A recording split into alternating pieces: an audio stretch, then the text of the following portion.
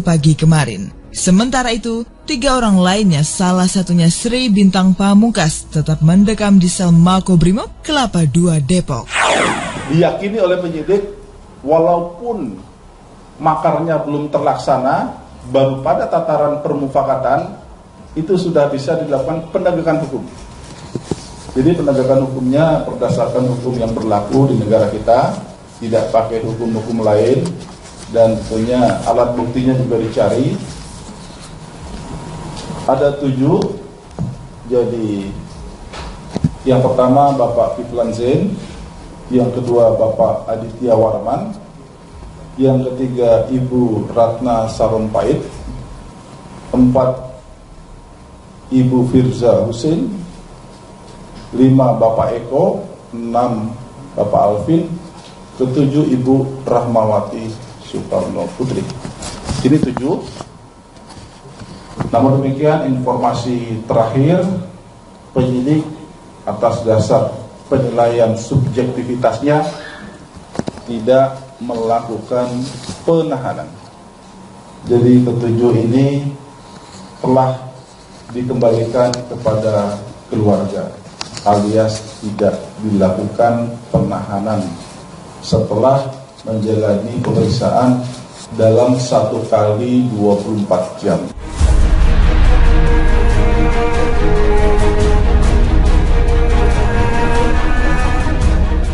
Pihak kepolisian tidak menganggap kasus dugaan pemufakatan makar ini sebagai hal sepele dengan membebaskan tokoh-tokoh tersebut. Penyidik merasa para tokoh yang ditangkap kooperatif sehingga tak merepotkan petugas untuk proses pemeriksaan selanjutnya.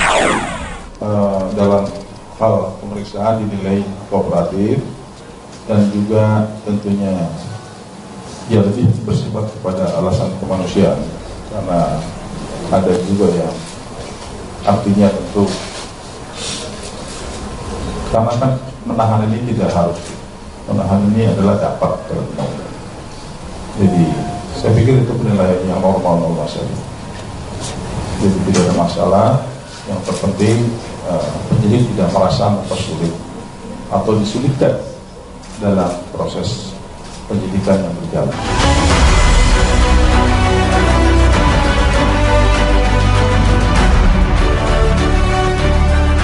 Diakui Boy, penangkapan para tokoh yang dilakukan beberapa jam sebelum aksi Super Damai 212 digelar di Monas memang menimbulkan kebingungan dan tanda besar dari masyarakat. Tindakan penangkapan ini sendiri sebagai tindakan preventif untuk mematahkan pemufakatan makar sebelum memanfaatkan potensi jutaan peserta aksi yang bisa saja disusupi sewaktu-waktu tanpa terduga. Langkah-langkah ini dapat dikatakan dipilih oleh Polri sebagai langkah upaya, dapat dikatakan sebagai strategi Polri untuk menjaga kemurnian niat kegiatan ibadah di Silang Monas dan mengeliminir berbagai adanya indikasi-indikasi kerawanan yang dapat dimungkinkan terjadinya semacam pemanfaatan terhadap massa yang sedemikian rupa, karena dalam hal ini massa itu kita sangat paham. Massa itu bisa bersifat irasional ketika adanya provokasi. Nah, kami tidak menginginkan niat tulus alim ulama seluruh masyarakat yang datang untuk menggelar kegiatan doa bersama di Silang Monas disusupi terhadap adanya niat-niat lain daripada itu.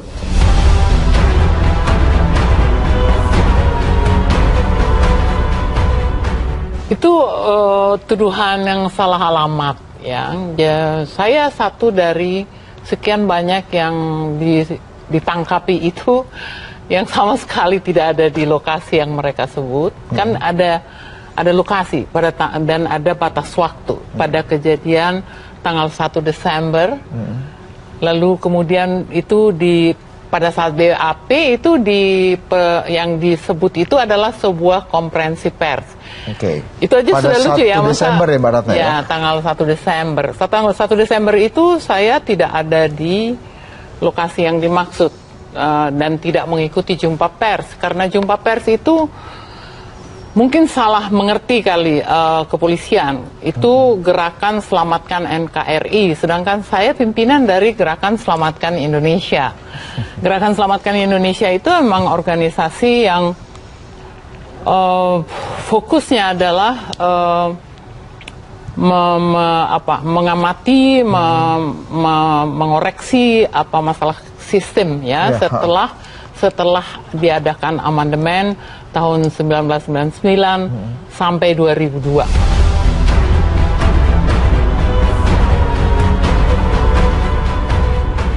Banyak suara-suara yang menyatakan tindakan kepolisian represif tanpa mengindahkan hak bersuara masyarakat. Atas penilaian ini, polisi merasa bila pendapat yang dilontarkan orang-orang terduga makar tak lagi masuk dalam ranah kritik terhadap pemerintah, melainkan sebagai ajakan untuk bertindak tak baik. Sehingga perlu diadakan penangkapan dan penahanan untuk mengontrol keadaan bernegara dan berbangsa yang baik. Apakah alam demokrasi ini tidak boleh orang mengkritik? Ini bukan kritikan. Kritik dengan makar berbeda.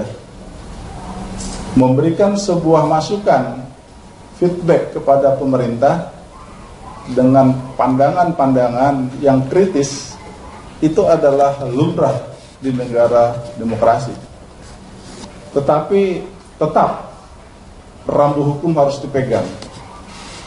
Jadi makar, permufakatan jahat, kritikan barang yang berbeda.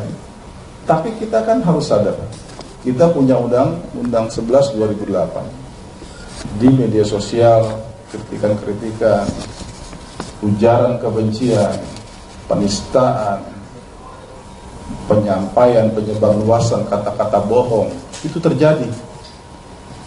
Ini tentu harus disadarkan kepada semua warga negara, ada hukumnya.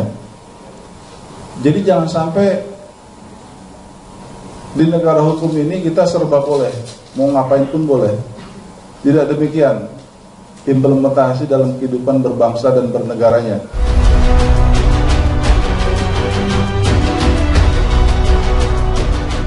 Mereka itu teman-teman saya dan mereka itu adalah orang-orang yang secita-cita dengan saya. Dan kalau misalnya saya ditanya, Anda setuju nggak orang pergi ke MPR? Ya itulah yang paling konstitusional.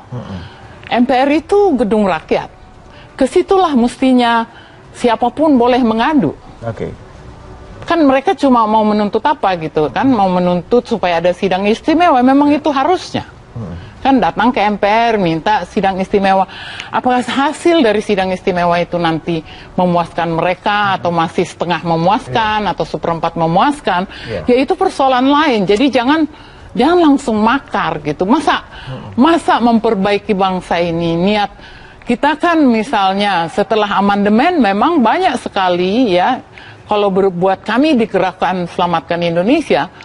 Setelah amandemen memang nilai-nilai Pancasila itu sudah habis dari Undang-Undang Dasar kita. Itu sudah digantikan oleh nilai-nilai individualisme, kapitalisme, liberalisme, imperialisme gitu.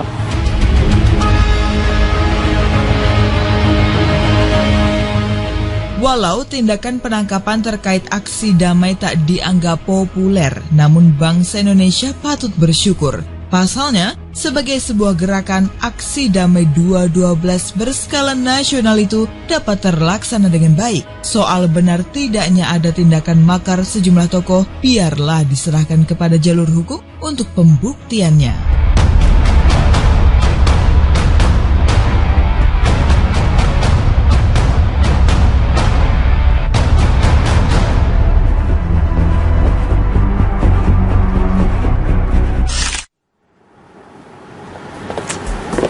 Hai, selamat pagi pemirsa. Kita tadi sudah berdua ya melihat berita kita yang pertama bersama dengan Omes dan juga Nadia Mulya.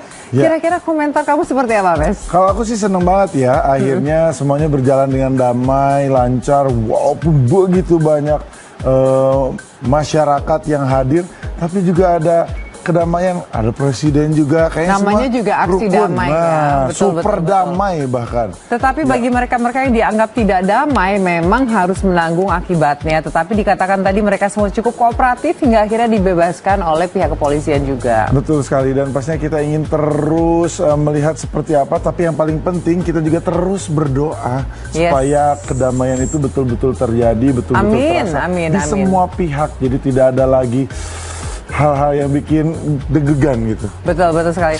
Nah sekarang hal yang membuat deg-degan juga nih pemirsa terkadang adalah mengenai masalah kesehatan. Dan Julia Perez adalah seorang superwoman, seorang sosok yang begitu terbuka mengenai perjuangannya melawan penyakit kanker. Dan kali ini dia membantah bahwa kanker itu telah menjalar ke kakinya. Kan sempat diberitakan seperti itu kan.